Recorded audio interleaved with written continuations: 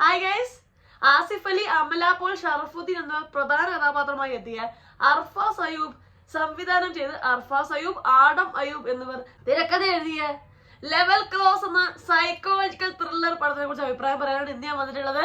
പേര് പോലെ തന്നെ ഇത് വേറെ ഒരു ലെവൽ പടം. ഈ 3 പ്രധാന കഥാപാത്രങ്ങളുടെ കൂടെ കുറച്ച് 2-3 ആൾക്കാർ അതിന്റെ കഥയിലൂടെ ഇടയിലൂടെ വരുന്നുണ്ടെങ്കിൽ പോലും ഇവര് 3 കേന്ദ്രീകൃതമായിട്ടുള്ള ഒരു സ്റ്റോറി ആയത്. ഇവരുടെ 3 വേർഷൻസ് ഓഫ് സ്റ്റോറീസ്, അതായത് അവർ 3 പേരും നമ്മളോട് സംസാരിക്കുന്ന 3 തരം കഥകളാണ് ഈ സിനിമ.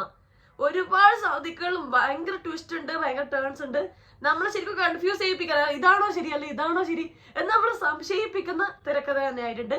അപ്പൊ ഈ പടം കാണുമ്പോൾ എനിക്ക് ഓർമ്മ ലിയാനാർഡോ ഡികാപ്രിയോന്റെ ഷട്ടർ ഐലൻഡ് എന്ന പടം 2010 ഇറങ്ങിയ.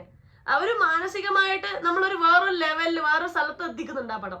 അത്രയും ഡീപ്പ് അല്ല ഈ പടം എങ്കിൽ പോലും ഒരുപാട് മാനസിക തലത്തിൽ മനസ്സുകൊണ്ട് നമുക്ക് എന്തൊക്കെ സൃഷ്ടിക്കാൻ പറ്റും, നമുക്ക് വേണമെങ്കിൽ വേറൊരു വേൾഡ് തന്നെ സൃഷ്ടിക്കാം. എന്നിട്ട് ആരും അറിയാതെ നമുക്ക് ആ വേൾഡിൽ ആരും അറിയാതെ ജീവിക്കാനും പറ്റും. അത് അത്രയും കഴിവ്, അത്രയും പവർഫുൾ ആണ് മൈൻഡ്. ആ മൈൻഡിന്റെ അബ്നോർമലായി പോകുന്ന പല അവസ്ഥകളിലൂടെയാണ് സിനിമ പോകുന്നത്. ഇതിൽ എടുത്തു പറയേണ്ട ഏറ്റവും ഗംഭീരമായ സംഭവം ഇതിന്റെ സ്ക്രിപ്റ്റും ഇതിന്റെ ഡയറക്ഷനുമാണ്. ഓരോ വ്യക്തിയെ ക്യാരക്ടറൈസ് ചെയ്ത് അവരുടെ ബിഹേവിയർ, അവരുടെ നടത്തം, എല്ലാം ഓരോ കാര്യങ്ങളും ഡീറ്റെയിൽഡ് ആയിട്ട് നമുക്ക് സിനിമയെ കാണാൻ പറ്റും. നന്നായിട്ട് ഡയറക്റ്റ് ചെയ്ത് എടുത്തിട്ടുണ്ട്, അടിപൊളിയായിട്ട് ഇത് മേക്ക് ചെയ്തിട്ടുണ്ട്. അതിലുപരി ഇത് അത്ര കിടലായി അഭിനയിച്ചിട്ടുണ്ട് ആസിഫ് അലി. രഘുവായിട്ടെന്ന് ആസിഫ് അലിയാണ്. പല തരത്തിലുള്ള ഭാവഭേദങ്ങൾ നമുക്ക് കാണാൻ പറ്റും, ഒറ്റ ഫ്രെയിമിൽ തന്നെ നമുക്ക് കാണാൻ പറ്റും. അതായത് ജസ്റ്റ് ക്യാമറ അനക്കാതെ തന്നെ അമല പോളായി സംസാരിക്കുന്ന ഒരു സീനുണ്ട് ഫസ്റ്റ് ഹാഫില്, തുടക്കത്തിൽ തന്നെ അമല പോൾ വന്ന പാടില്ല. അപ്പൊ തന്നെ ആസിഫ് അലിയുടെ മുഖഭാവത്തിൽ മിന്നി മറിയുന്ന ഭാവങ്ങൾ കാണാം. അത്ര ഗംഭീരമായി അഭിനയിച്ചിട്ടുണ്ട് ആസിഫ് അലി. വേറെ ലെവൽ ആക്ടിങ് ആയിട്ടുണ്ട്. ഇത് കരിയർ ബെസ്റ്റ് റോൾ തന്നെയാണെന്ന് വേണം പറയാൻ. അതുപോലെ ഷറഫുദ്ദീൻ അഭിനയിച്ചിട്ടുണ്ട്, കിഡുവായി അഭിനയിച്ചിട്ടുണ്ട്. പുള്ളിക്കാരൻ 2-3 തരത്തിൽ അഭിനയിക്കാനുണ്ട്. കഥ പറഞ്ഞു ഈ സ്റ്റോറി ഒരു മിക്സ് ആണ്. നമ്മളിപ്പോ പല സമയത്തും ഇതാണോ റിയൽ സ്റ്റോറി നമ്മൾ കൺഫ്യൂസ് ചെയ്യിപ്പിച്ചിട്ടുണ്ട് സിനിമ. ഷറഫുദ്ദീൻ കിഡലായി അഭിനയിച്ചിട്ടുണ്ട്, അമല പോൾ വേറെ ലെവലായിട്ട് അഭിനയിച്ചിട്ടുണ്ട്. അതായത് 3 പേരും അതിഗംഭീരമായിട്ട് അഭിനയിച്ചിട്ടുണ്ട്. ഭയങ്കരമായിട്ട് ഒരു ക്യാമറ സ്റ്റില്ലിൽ വെച്ചിട്ട് തന്നെ ഒരുപാട് മുഖഭാവങ്ങൾ മിന്നി മറിയുന്ന കാണാൻ പറ്റും. ഭയങ്കര ക്രാഫ്റ്റിംഗ് ആയിട്ടുണ്ട് പടത്തിന്, അടിപൊളിയായിട്ടുണ്ട്. ഇത് ടുണീഷ്യ എന്നുള്ള നോർത്ത് ആഫ്രിക്കയിലുള്ള സ്ഥലത്തുനിന്ന് അത് ഷൂട്ട് ചെയ്തിട്ടുള്ളത്. അപ്പൊ ആ സ്ഥലത്തിന്റെ ഒരു നിഗൂഢത, ഒരു ഒറ്റപ്പെട്ട ഫീലിംഗ്, ഒരു മിസ്റ്ററി, എല്ലാ സംഭവങ്ങളും മ്യൂസിക്കിലൂടെ കൊണ്ടുവരാൻ സാധിച്ചിട്ടുണ്ട്. അത്ര അടിപൊളിയായിട്ടുണ്ട്. ഉദയനിധി കുമാറിന്റെ മ്യൂസിക് കിടിലായിട്ടുണ്ട്. ഒരു പാട്ടാണുള്ളത്, ബാക്കി ബാക്ക്ഗ്രൗണ്ട് മ്യൂസിക് മാത്രമേ ഉള്ളൂ. കുറച്ചധികം സ്ലോ ആണ് പടം, പക്ഷെ നമ്മള് ഭയങ്കരമായിട്ട് നമ്മൾ അതിന്റെ ഉള്ളിലൂടെ പോകുന്ന ഒരു ഫീലിംഗ് ഉണ്ടാക്കാൻ സിനിമക്ക് സാധിച്ചിട്ടുണ്ട്. പിന്നീട് എടുത്തു പറഞ്ഞ സംഭവം ഇതിന്റെ മേക്കപ്പ് സംഭവം. മേക്കപ്പ് ചെയ്ത ആർട്ടിസ്റ്റ് ആരാണ് നമുക്ക് നോക്കാം. മേക്കപ്പ് ചെയ്തിരിക്കുന്നത് റോണക് സേവിയർ ആണ് ഇതിന്റെ മേക്കപ്പ് ചെയ്തിരിക്കുന്നത്. കിടു മേക്കപ്പ് ആയിട്ടുണ്ട്. അതുപോലെ തന്നെ വേറെ ലെവൽ ഫ്രെയിം സംഭവങ്ങളുമായിട്ട് ഒരു ഇന്റർനാഷണൽ പടത്തിന് ഫീൽ കൊണ്ടുവന്നിട്ടുണ്ട്. അപ്പു പ്രഭാകരന്റെ സിനിമാറ്റോഗ്രാഫി കിടിലായിട്ടുണ്ട്.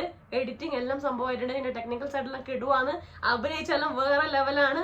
ഓൾ ടുഗദർ പറയുകയാണെങ്കിൽ നമുക്ക് അതിഗംഭീരമായിട്ട് വളരെ ചെറിയ ഒരു സമയത്തിനുള്ളിൽ, അതായത് 2 മണിക്കൂർ എന്തോ പടമുള്ളൂ, അതിനുള്ളിൽ ഇങ്ങനെ ഒരു സിനിമ കൊണ്ടുവന്നത് കിടിലായിട്ട് അതിഗംഭീരമായിട്ടുണ്ട്, വേറെ ലെവലായിട്ടുണ്ട്. ഇതിലപ്പുറം നമ്മൾ ഈ ഡയറക്ടറിന് എക്സ്പെക്ട് ചെയ്യാനുണ്ട്. അതുപോലെ തന്നെ ആസിഫ് അലി എന്നുള്ള നടനെല്ലാം ഒരുപാട് നമുക്ക് കിട്ടാനുണ്ട്. ഷറഫുദ്ദീൻ ആയാലും അമല പോൾ ആയാലും ഇവർക്കൊക്കെ അഭിനയ സാധ്യതകൾ ഇനിയും ഒരുപാട് ഓപ്പൺ ആയിട്ട് വരുവാണ്. പക്ഷെ ഇതൊരു കുറച്ച് സ്ലോ ആണ്. ഇനീഷ്യലി എനിക്ക് തോന്നുന്നു ഒരു അരമണിക്കൂർ 30 മിനിറ്റ് 40 മിനിറ്റ് ഒക്കെ കുറച്ചധികം സ്ലോ ആണ്. ഭയങ്കര ഡീറ്റെയിലിംഗ് ഓരോന്ന് കാണിക്കുന്ന ഒരു സമയം അവർ എടുത്തിട്ടുണ്ട്.